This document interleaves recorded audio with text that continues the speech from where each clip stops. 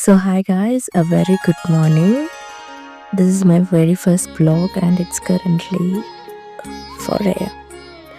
And today is very special day for me that I am visiting Ambalappuzha, and it's kind of very long time dream of mine. So I'm full of excitement. So let's make this day memorable. Let's go. എൻ്റെ ഒടുക്കത്തെ കുളി കാരണം കുറേ time അങ്ങനെ പോയി കിട്ടി. ഇനി നമ്മൾക്ക് ഹെയർ സെറ്റ് ചെയ്യണം, മേക്കപ്പ് ഇടണം, കാരണം സാരി കൊടുക്കണം വേറൊരു ആനയുടെ വീട്ടിൽ പോയിട്ടാണ്. സോ എല്ലാം ഹറിയപ്പാട്ട് ചെയ്യണം. ഇവിടെ വേറൊക്കെ ഇറങ്ങാൻ വേണം. എനിക്കറിയില്ല എന്ത് ചെയ്യുന്നു.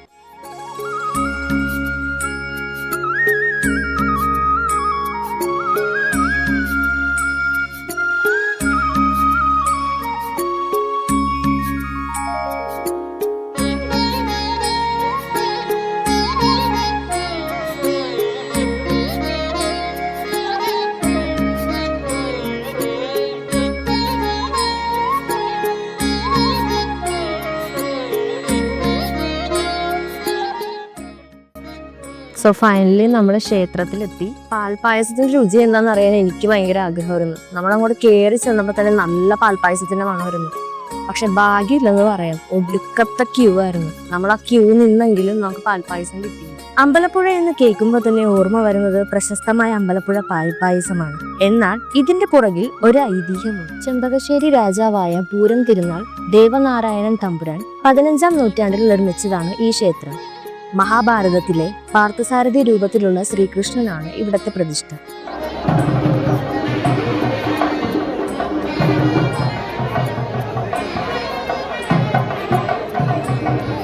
ഒരിക്കൽ ശ്രീകൃഷ്ണൻ സന്യാസിയുടെ വേഷത്തിലെത്തി രാജാവിനെ ചതുരംഗം കളിക്കാൻ വെല്ലുവിളിച്ചു. കളിയിൽ താൻ ജയിക്കുവാണെങ്കിൽ ചതുരംഗത്തിലെ ആദ്യ കളത്തിൽ ഓരോ അരിമണി വെക്കണം, തുടർന്നുള്ള കളത്തിൽ അതിന്റെ ഇരട്ടിയായും വെക്കണം. രാജാവ് അതിന് സമ്മതിച്ചു. എന്നാൽ കൃഷ്ണൻ കളിയിൽ വിജയിക്കുകയും അരിയുടെ അളവ് ഖജനാവിൽ ലഭിക്കാത്ത അത്രയും വലുതാണെന്നും രാജാവ് മനസ്സിലാക്കി. അങ്ങനെ ശ്രീകൃഷ്ണൻ തന്റെ യഥാർത്ഥ രൂപത്തിലാകുകയും രാജാവ് അവിടത്തോട് ക്ഷമയും പറഞ്ഞു. കൃഷ്ണൻ പറഞ്ഞു, ഇത്രയും അരിയൊന്നും എനിക്ക് വേണ്ട, പകരം എൻ്റെ ഭക്തർക്ക് എല്ലാ ദിവസവും പാൽപ്പായസമായി ഇത് സമർപ്പിച്ചാൽ മതി. അതാണ് ഇന്നും തുടർന്നു പോകുന്നത്. എനിക്ക് സത്യം പറഞ്ഞാൽ കൃഷ്ണനെ കണ്ടു കഴിഞ്ഞ സമയത്ത് എന്താ മനസ്സിൽ തോന്നിയെന്ന് ഒന്നും അറിയത്തില്ല. ഒരു മിക്സഡ് ഫീലിംഗ് ആയിരുന്നു.